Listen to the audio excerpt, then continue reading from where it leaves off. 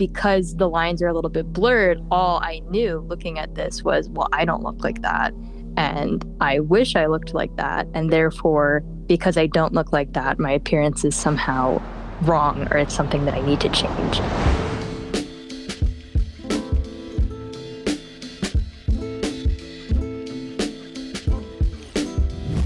Welcome back to Other People's Lives. I'm Joe Santagato. I'm Greg Dybec. For anyone watching the show that wants to be a guest, don't hesitate to reach out to us. You can reach us at our email, oplpodcast@gmail.com. Yeah, and just a quick reminder, if you are watching this on YouTube, we also have a ton of episodes that aren't on YouTube that are on podcast platforms, so Apple, Spotify, wherever you listen to podcasts. So you can go check out our entire backlog of episodes from even before we started posting on YouTube. And if you're just listening on audio, we also have a YouTube channel, just youtube.com/otherpeopleslives. So you could check that out. We have the visuals of us actually on screen having these conversations. So just a heads up for you guys. But today we are speaking with a woman who reached out to discuss body dysmorphic disorder. It's a mental health disorder in which a person can't stop thinking about their perceived defects and flaws that are typically minor or non-existent. And in her email, our guest wrote, "I have no concept of what my appearance actually is. Every day it seems like my body looks wildly different from the day before. It's very distressing to go about life never sure how you appear to others." So before we get into this conversation, we of course have our guest on the line, and we want to thank you for coming on today and sharing this super personal journey and insight with us. Hi, guys. Thank you so much. Appreciate it. I'm happy to be here. Yeah, totally. So can you, I guess to kick this off, just bring us back to your earliest memory where maybe you started to realize that you were having, I guess, this particular relationship with your self-image, your body, and kind of started to understand some of the signs and symptoms of body dysmorphic disorder. Yeah, absolutely. So it's an interesting thing because I wasn't officially diagnosed until quite recently in the past couple of years, but I can remember signs from as early as being 8 or 9 years old in elementary school, and just kind of always feeling like I was way different in appearance from everyone else in my class, that I was way bigger, that there was something about me that was somehow off.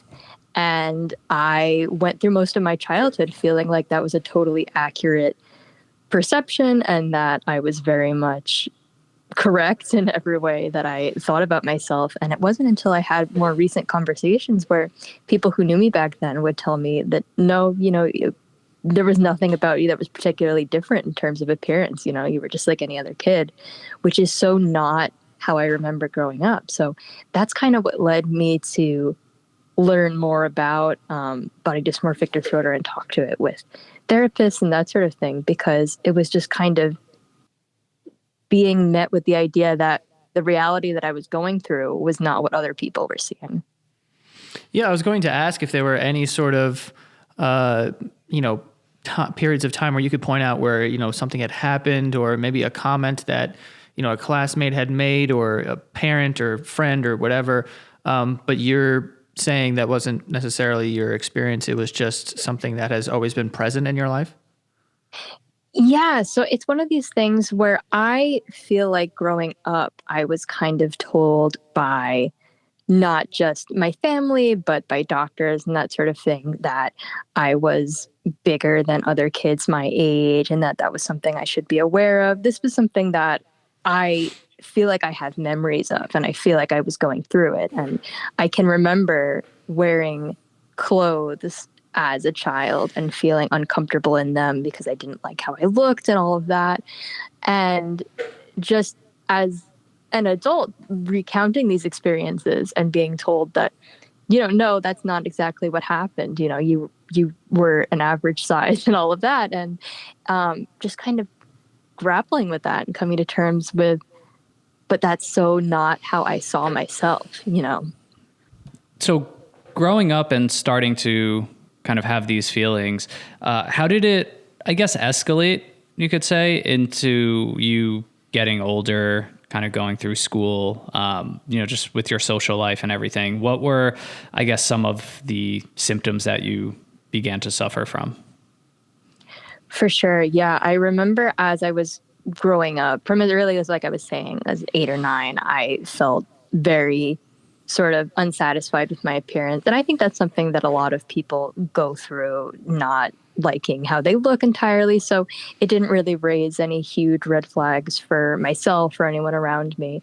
But then as I kind of went into adolescence, things got more severe, and I basically had the very fatalistic approach of I'm never going to like my appearance. There's something about me that's just horrible in how I look, and I'm just stuck like this. And that kind of continued after high school into my undergraduate studies. And it actually ended up leading, I think, to the development of I had anorexia for about 3 years. So I think that's what led to that, where I felt like my body is so wrong and it's so off. I have to do something to quote unquote fix it.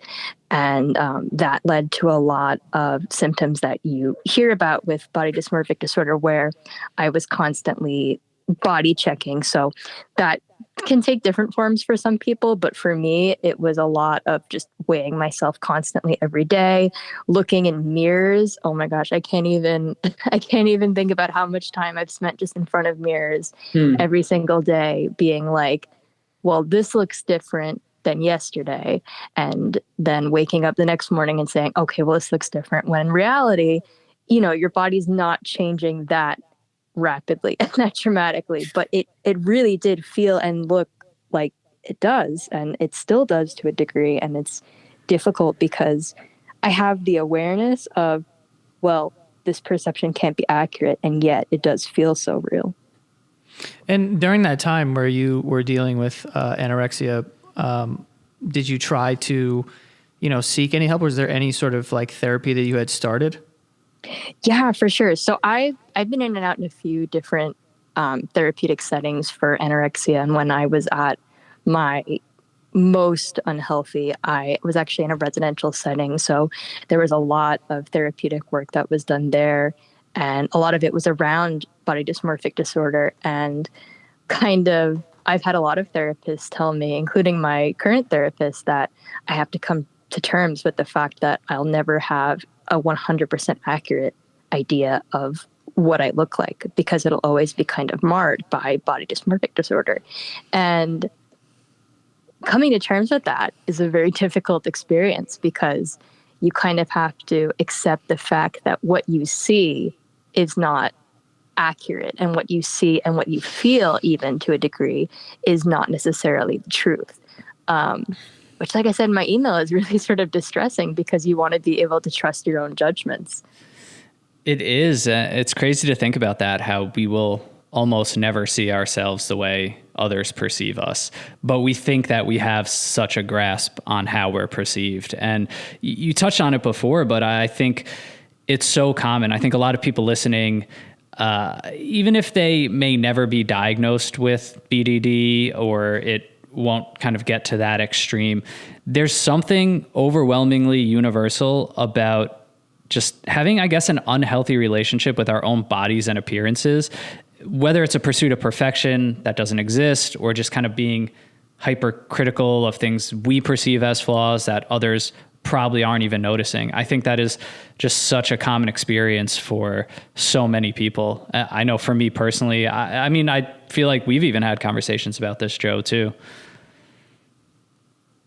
Yeah, for sure. I mean, I think it's, and the interesting thing about this episode is that I think a lot more people deal with it than we know. Like I know a handful of people that deal with some degree of body dysmorphia. So it is something that is pretty common, and maybe even becoming even more common as time goes on. I mean, when you kind of add in the variable of social media, and there's essentially another mirror around where you're constantly comparing yourself now to other people, and you have to kind of battle your own sort of view of yourself as well in the mirror. And then you have that as well. Like I assume that, I mean, correct me if I'm wrong, but does that sort of, I guess, act as a catalyst in this whole thing as well, like with social media and comparing yourselves to others, or is it really just you in the mirror? Oh, absolutely. I think that social media, in particular, in regards to when I was at my lowest in anorexia, really did have an impact and make my body dysmorphic disorder worse because I would see all of these people on Instagram or whatever. And, maybe some of those are accurate representations of how they look. Maybe they're not. Who knows with filters and editing and all of that. But because the lines are a little bit blurred, all I knew looking at this was, well, I don't look like that.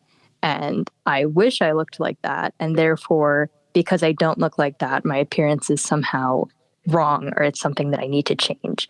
And that kind of further drives the obsession. And I think that social media has played an interesting role in how people react to body dysmorphia in general, because I think that awareness is becoming more of a thing, which is good because I think it's leading to people to kind of, consider their relationship with their appearance and how they feel about it.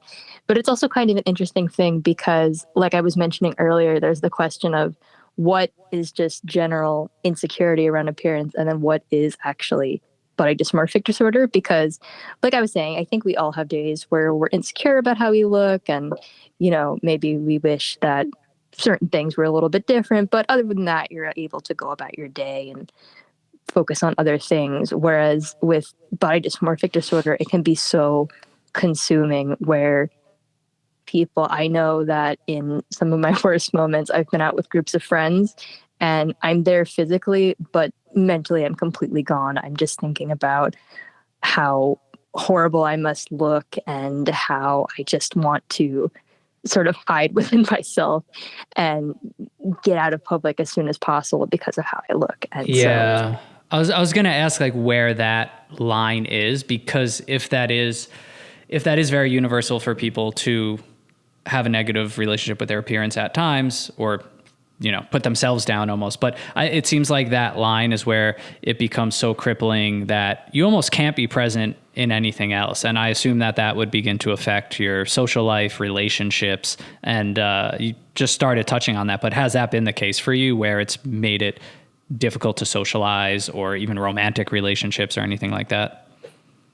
oh, it definitely has. And it's something that is so difficult because I have shared with my friends and my ex-boyfriend as well all of my struggles with body dysmorphia, and I've talked about problems I've had with my appearance and all of that.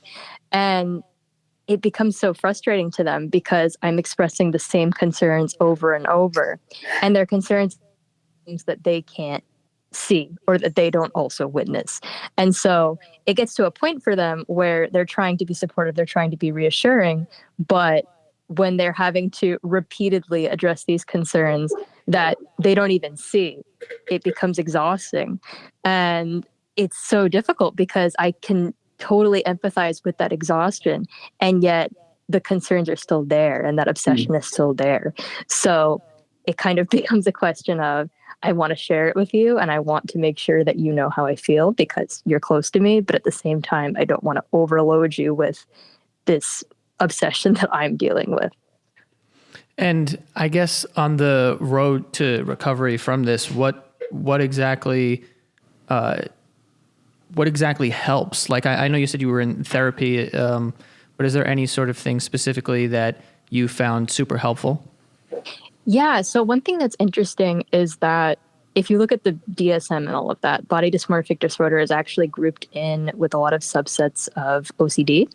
And I know that you guys have talked to some people who have dealt with OCD before. So there's a lot of similarities. So with body dysmorphic disorder, like I was saying, a big thing is body checking. So for me, that's weighing myself a lot. That's measuring certain parts of my body and all of that. And one of the ways that you kind of go through treatment is to just stop that, because every time you engage in those behaviors, you're kind of making it worse, if that makes sense, because you'll feel better in that moment, but then those concerns about your appearance come back, and then you have to keep doing the behavior to try to make them go away. And it's just an awful cycle.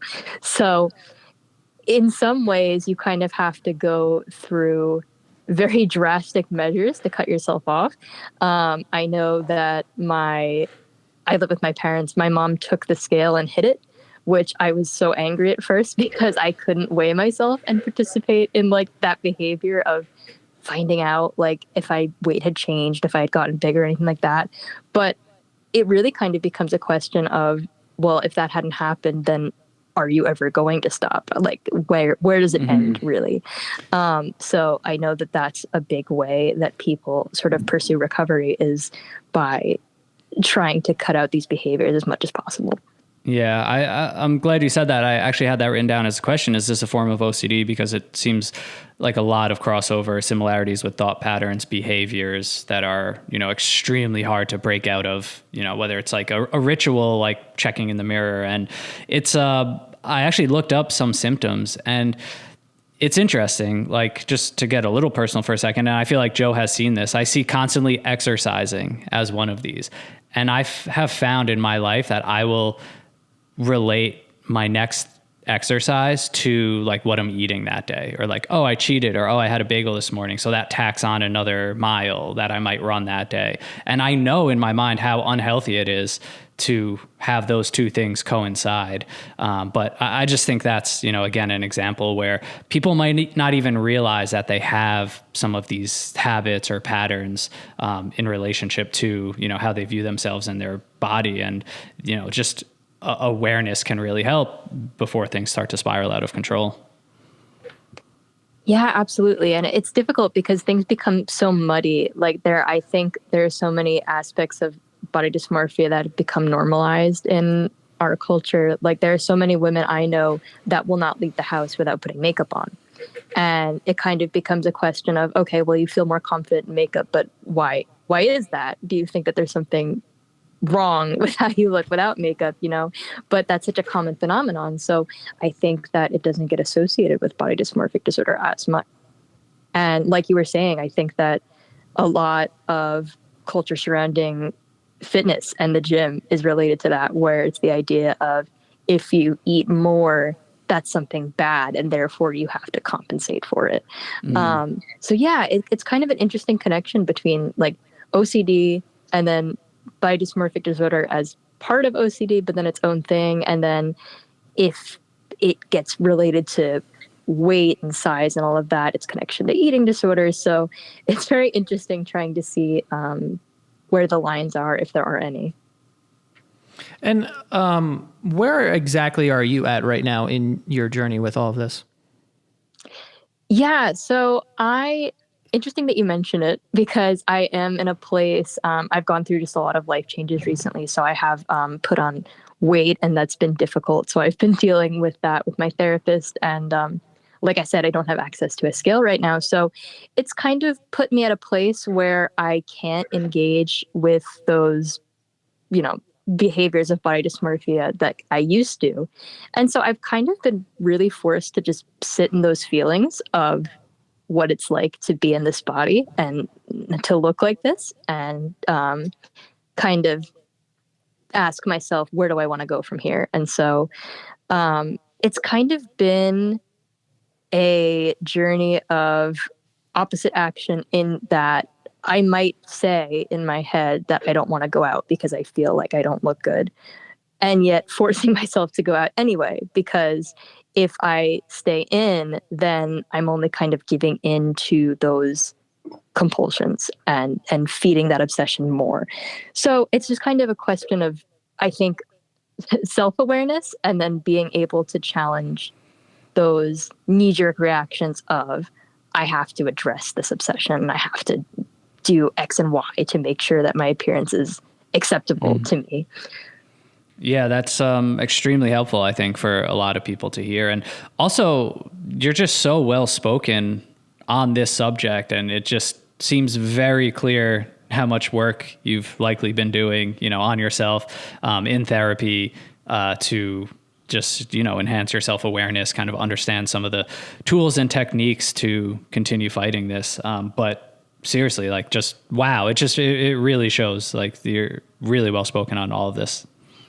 Thank you. I appreciate it. It's been a lot of therapy, a lot of reading, all of that good stuff to try to get to the root of where this obsession's coming from.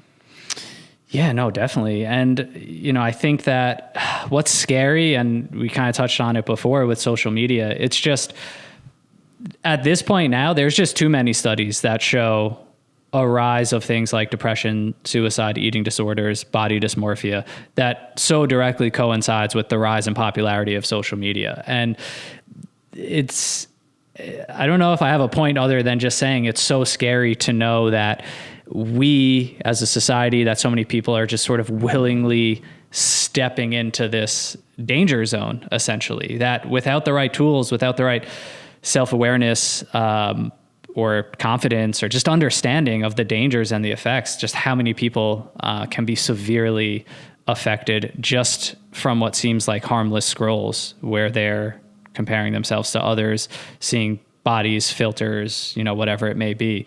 And it's just really scary to think about. Something I've been thinking about a lot more. I have a 3-month-old daughter. It's terrifying. I want to never give her a phone. And I don't know how we combat this. I don't know how we find a way to lower, the increase of these things that are clearly stemming from social media.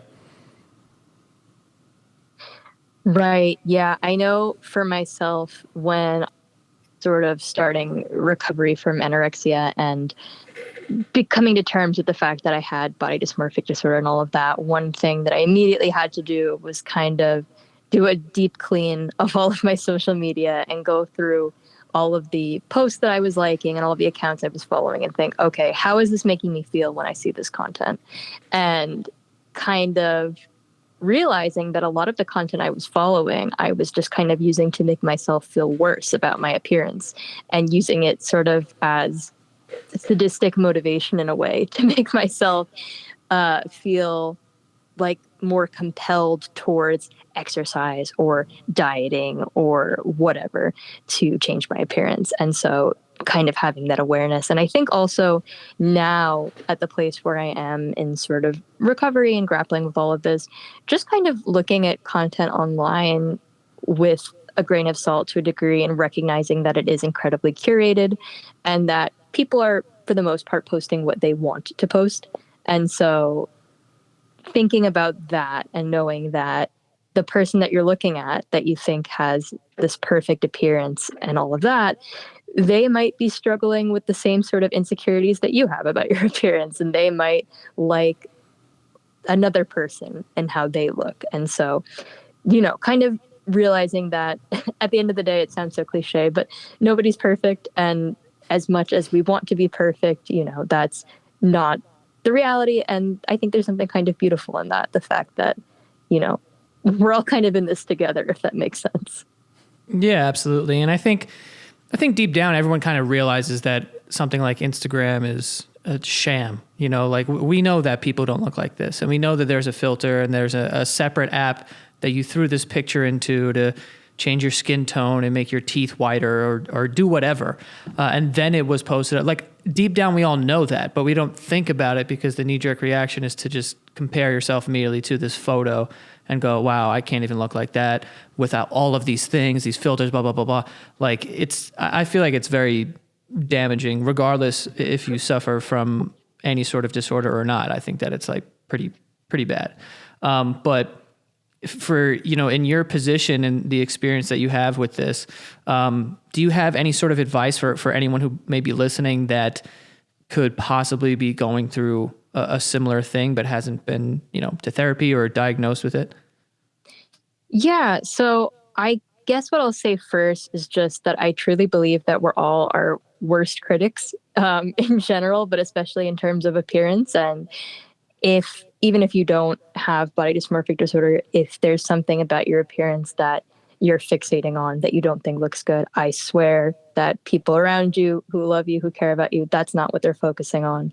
There was a tool we used in recovery back when I was in residential treatment where we would list qualities we liked about our friends, and appearance was never something that came up. It was always qualities about how they are as a person. And that's what people really care about. So just keeping that as a reminder. And then if you do find yourself fixating on appearance a lot and it is really hindering your daily life, I recommend that you kind of explore that a little bit more, whether that be through therapy or just kind of taking stock within yourself why the appearance is so important to you, and the connection that has with your self-worth, because I think that's aided me a lot sort of as I've navigated this. That's super insightful. And I am curious, I have one more question because I think you can offer really interesting perspective on this, just because you've been so helpful in talking through kind of the warning signs and the advice that you just gave. But is there anything in particular that you would say to any parents listening in terms of things that they should look out for, or ways to maybe approach this topic if they feel necessary with their children? I think the number one piece of advice that comes to mind is stop commenting on your children's appearance, because I can remember things that adults, including my parents, said to me back when I was 6, 7, and I'm 24 now. So if those things stuck with me for that time, I can imagine that other people have had the same experience where they can remember being called ugly or being called fat or getting insulted in that way. So I would just say that, if your kid's happy, if your kid is healthy and, they're going about life, there's no need to bring attention to their appearance and draw that fixation to how people look when there's so much more value to a person than that. Yeah, yeah. Even extreme positivity, even you're the most beautiful person in the world, you're perfect, like setting up standards that might be impossible to sustain over time as well, I think could be just as damaging. And that's definitely a really, really good note. For sure. Yeah. Even if it becomes extremely positive, like you said, I think that can become your identity to a degree, especially when you're younger. And then if, God forbid, that changes, like I know people when they age, especially when you become a teen, your appearance changes. And if you're not that anymore, that can be so distressing. So yeah, just keep your comments on appearance to a minimum, I would say. Or better yet, just, focus on your kids' strengths. What are they good at school? What do they like to do? I think that's much more productive. Yeah. Also, not for nothing, if your kid is 6 or 7 and there's something wrong with their appearance, 100% your fault as the parent. I feel like like you're buying their clothes and feeding them. Like I don't really get that, but yeah, thank you so much for this whole episode. I think that it's going to resonate with a lot of people, and I believe that it's going to help a lot of people as well. Kind of, maybe identify with what you're talking about, and then hearing your experience and knowing that you're still going through it and you're getting better, and you're doing therapy and things that are helping you along the way. So yeah, we appreciate you coming on and talking to us and sharing. Thank you, guys. I really appreciate the opportunity to get to talk about it. And I'm glad that there are more opportunities to talk about it now, because I think that even like 5 or 10 years ago, it was such a mysterious sort of subject for a lot of people. So I'm glad it's coming more into the public eye. Yeah, same here. So thank you so much again, and best of luck with everything. Thanks so much, guys. Appreciate it. All right. Have a good one. Bye. You too. Bye-bye.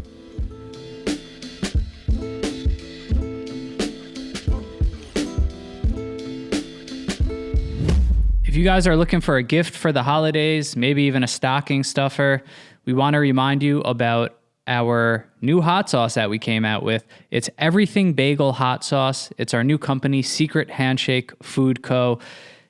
We're biased, but this is delicious. It honestly goes on everything: sandwiches, chicken, eggs, breakfast sandwiches, forget about it. You can put it on actual bagels, pizza. It's super delicious. We're super happy with how this product came out. So if there's any hot sauce lovers in your life, or everything bagel flavor lovers, definitely try this. It makes a great gift, fits right in the stocking, and the feedback has been amazing so far. It's doing better than we even expected since we launched this. So we thank you guys for all the support. If you have tried this, purchased it, I know a bunch of you guys have purchased multiple bottles because now you're addicted to it, which was our plan all along. But just a reminder, quick gift this holidays for the hot sauce or foodie in your life: everything bagel hot sauce. You can head over to heatonist.com. That's heatonist.com.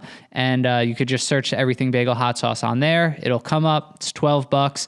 Or you can head over to secrethandshake.shop, and that will direct you to the page to buy it as well.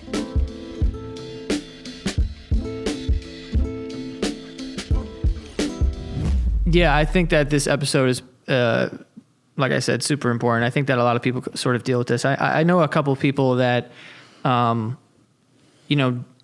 either and maybe not have been diagnosed. Some have been diagnosed, but definitely people who deal with things that are very similar to what she's talking about, where they see themselves as a certain way and they can't help it. And even if they're super in shape, they still feel like, oh, I'm just having like a bad day.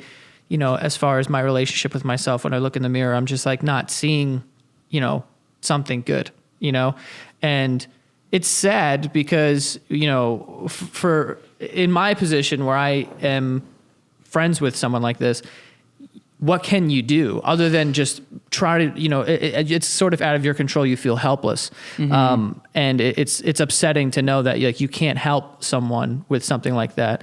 It's very difficult to deal with, for everyone involved, because you want to help someone, but they can't help, and it has to come from them. And sometimes that's really hard for people. And, like I said, I think that social media has charged this the fuck up and has made it, worse for people, or has introduced the idea of comparing their bodies and them thinking of yourself as not good enough. I think that social media has, done that to a certain degree. And now it's just rampant. It is. It's like, how does that get turned back? And like the solution sounds easy, but it's so difficult. But I just love what she said at the end about it's about not tying your self-worth to things like appearance, or it's even like in business or anything. Like if you tie your worth as a person to your achievements or to the outcomes of success, then you are we're all bound to fail at some point.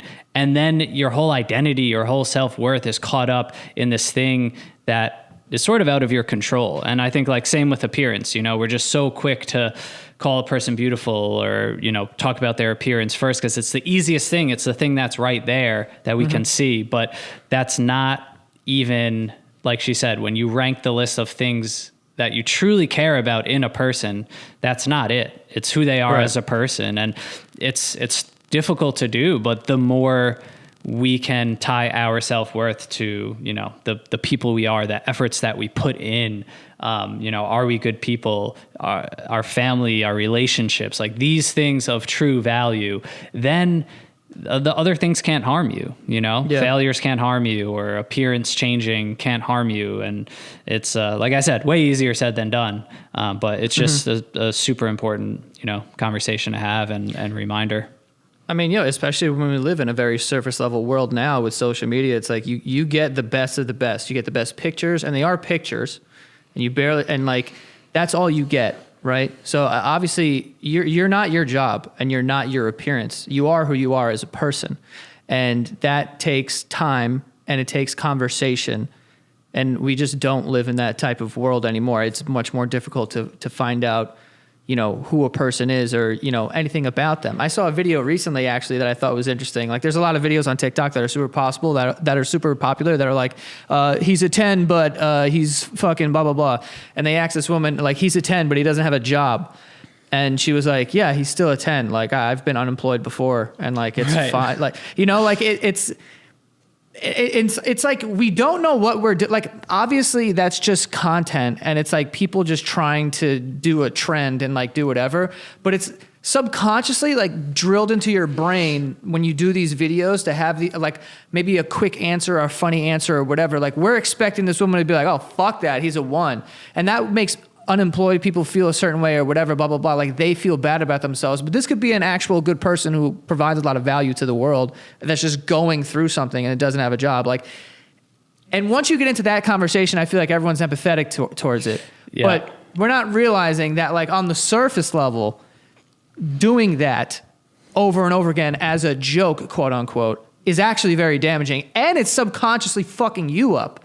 because it's making you believe that. It warps your reality, and it gets rid of like the nuance, the complexity of any situation. It's like it becomes black and white.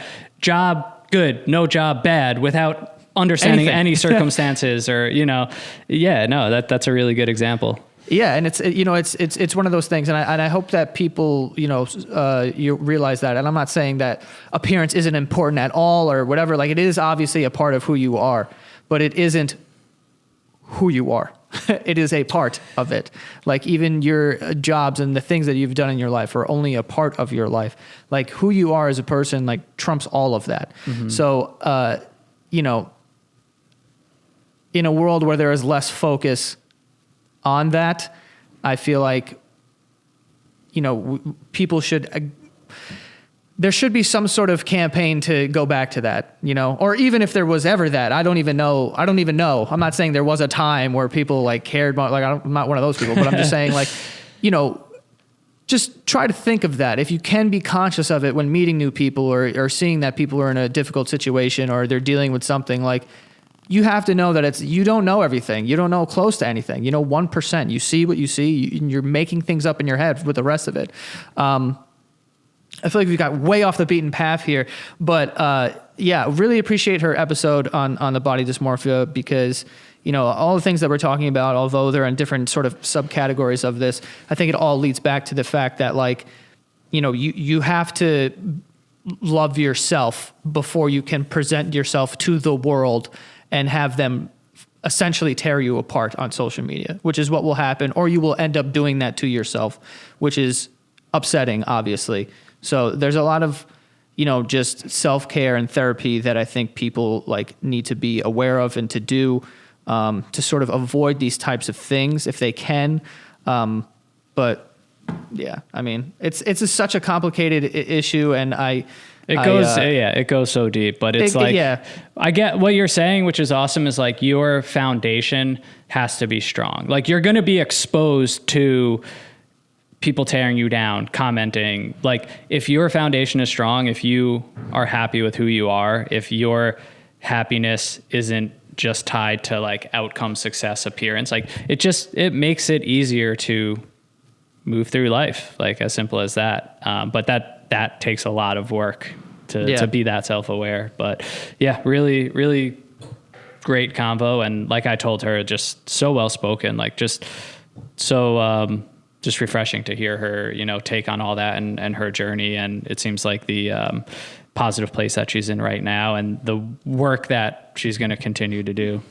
Yeah, 100%. And for anyone out there that wants to be a guest on our show, hit us up. Our email is oplpodcast@gmail.com, and we'll hit you back. Yeah, follow us on Instagram, on TikTok @OPL Podcast. Shout out to the patrons. You could head over to patreon.com/OPL Show. That is correct. Yes, /OPL Show. We have so many different handles, so it's, they're all different, but that's the one. And that is all for this week. Yep. See you guys next time.